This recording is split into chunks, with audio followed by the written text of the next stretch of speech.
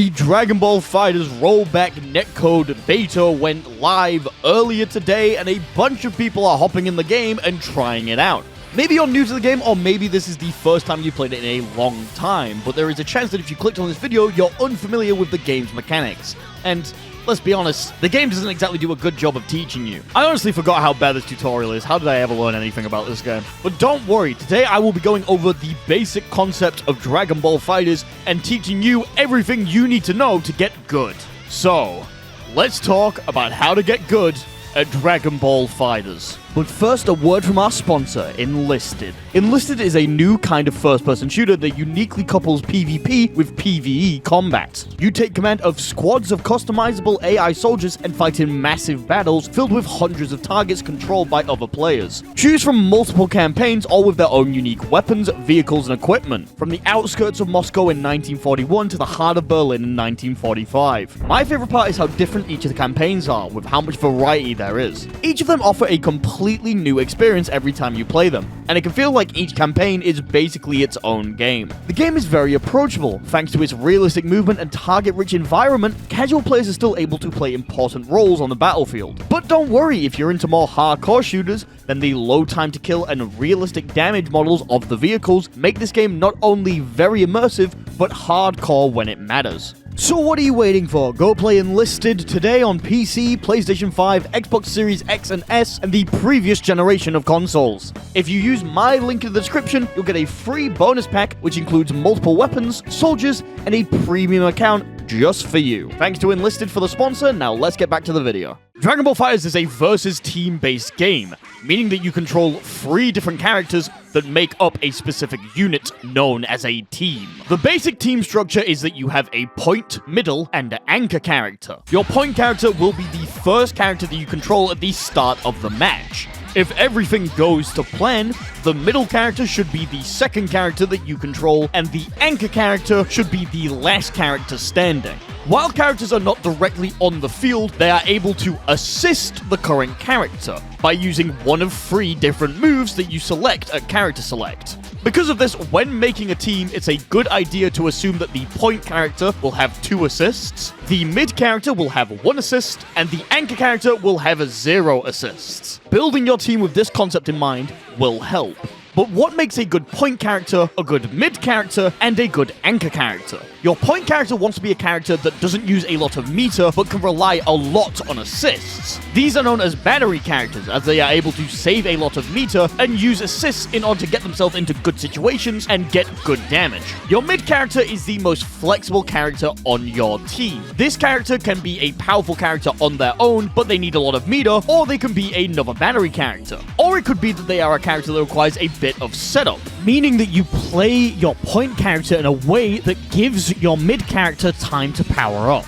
The anchor character is a character that should be able to work well on their own, and as a general rule of thumb, you want your anchor character to be the character that you are most familiar with, as the likelihood is, you're gonna have to make a comeback on this character. Granted, finding a team that works for you is one of the hardest parts about Dragon Ball, but once you find a team that you like and that you gel with, you'll find that you really gel with them. The second thing that you need to consider while at character select is the assists that you take. Every character has 3 different assists that they have access to. These are not generally universal apart from the last type of assist. But the most common type of assists are beam assists and what I like to call block string assists. Beam assists are pretty self-explanatory. They create a beam that goes across the screen. For the sake of simplicity, we'll say that any projectile that goes across the screen can be classed as a beam assist in this case. Beam assists are very good at covering the ground and help you win the neutral game more often, as you can literally deny an entire part of the screen and react to what your opponent is doing. Block string assists, on the other hand, have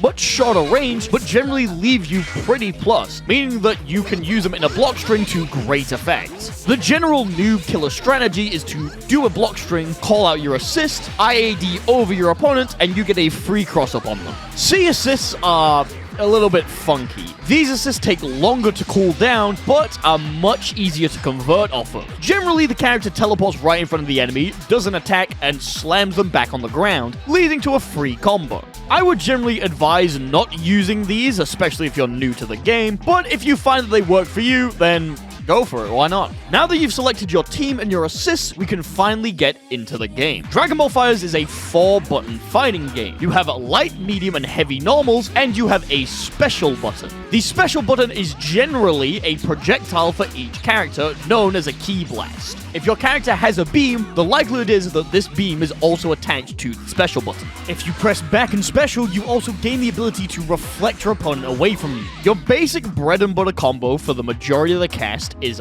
light, medium, 2H, super dash, light, medium, 2H, jump cancel, light, medium, 5H. This will give you a pretty decent combo, as well as sending your opponent to the ground with a soft knockdown for most characters. Soft knockdowns are knockdowns which cause the opponent to land on the floor, but allows them to tech in a variety of directions. This is not to be confused with a hard knockdown, in which the opponent has to get up in a specific timing and cannot tech in a different direction. Hard knockdowns are basically only reserved for level 3s. So if you want to make sure that your opponent isn't getting up in a different way, you can hit them with a level 3. The general goal that you want to do is get a soft knockdown, get in front of your opponent's face, and then hit them with a meaty in order to continue a block string, which hopefully you'll be able to do pretty easily. Block strings in this game are very oppressive. The basic structure of them is you do light, medium, heavy into a special move, and then you call out an assist. The assist will give you enough plus frames to be able to get back in front of your opponent's face. This can lead you to continue the block string, go for a mix-up, or do whatever you want to do. It's up to you to figure out where you can do mix-ups in your block strings and how your characters all interact with each other to really mess the opponent up. For my team, a basic pressure sequence would look something like this.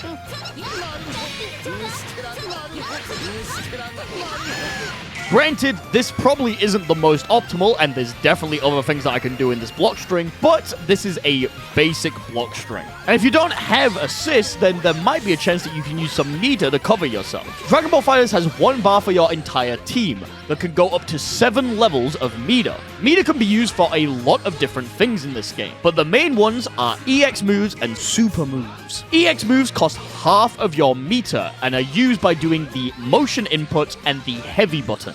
EX special moves will generally give you added properties to your special moves. For example, if Trunks uses his EX flip, he's now able to control where he goes on the screen while in the flip. It's generally good practice to figure out where your EX specials work and use them whenever you can. Hoarding meter in this game can work, but a lot of the times, if you're above something like 5 bars, you might as well start spending it, especially with some of the other options we have available, like level 1s, level 2s, and level 3s. These are super moves, and they all refer to the amount of meter that it costs in order to use the super move. Level 1s and level 3s are the most common, with level 2s generally being reserved for specific characters. Level 1s do a good amount of damage, however they completely remove any knockdown effect from the opponent, meaning you want to use them when you want to cash out for damage. Level 3s will do much more damage and leave the opponent in a hard knockdown state.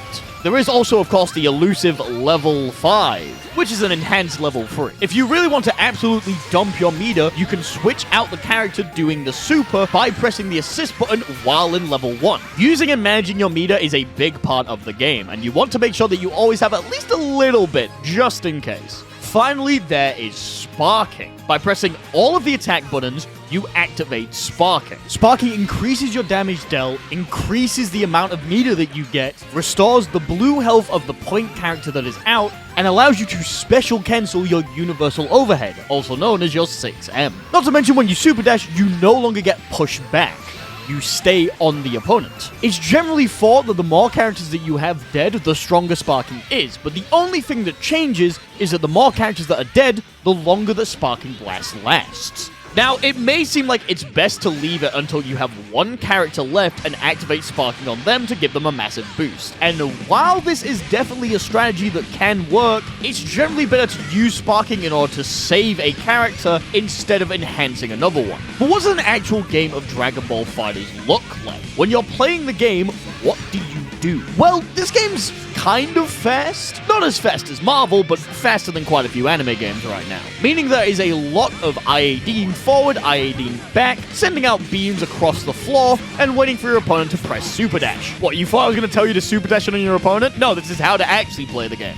A lot of people in this game like to try and skip neutral by doing a beam and then a super dash. Or if they're insane, they just press the super dash button. Generally, what you want to do is you want to figure out if your opponent is going to do this, sit at the end of the screen, wait for them to super dash you, 2H, and congratulations, you've done a bunch of damage. But if you want to actually play neutral, the general idea is to IAD away from the opponent, get into a safe position, use an assist to close the gap, and then get in on foot to begin a block string. Granted, this is easier said than done. A lot of characters have ways to get around stuff like this, with things like Vanish or specific special moves. But like I said, this is a fundamental guide. These are all kind of things that you can find out on your own by playing the game. But what if you just want to win? What if you looked at this guide and you just wanted to absolutely decimate? Fuck all this putting work in, figuring stuff out for myself, picking a team that synergizes well with my playstyle, and actually learn to play the game. I just want to win. Alright, you want the cheat code? Go to character select, pick 2 of the fusions, and lab coat 21. Congratulations, you're the best player in the world now. And that is everything you need to know to get good at Dragon Ball FighterZ. I hope this guide has helped you figure out how to play the game, what you should be looking out for, and hopefully get you a couple of wins in ranked. Thank you once again to Enlisted for sponsoring this video. Make sure to go check it out in the link in the description. Thanks for watching, enjoy Rollback, and I'll see you next week. As always, a very special thanks to 64 MHz Almost Nap Time, Antithesis06, Ben from Canada, Cervantes de Leon, Daniel Wiedericht, Fexo, Games.png, I Am Naoto, MP04, Ray W, Sergeant Cubby, Super, Forcon, Tom Tanks, Voltage Charge, and Zamdatsu for being Tier 2 patron supporters.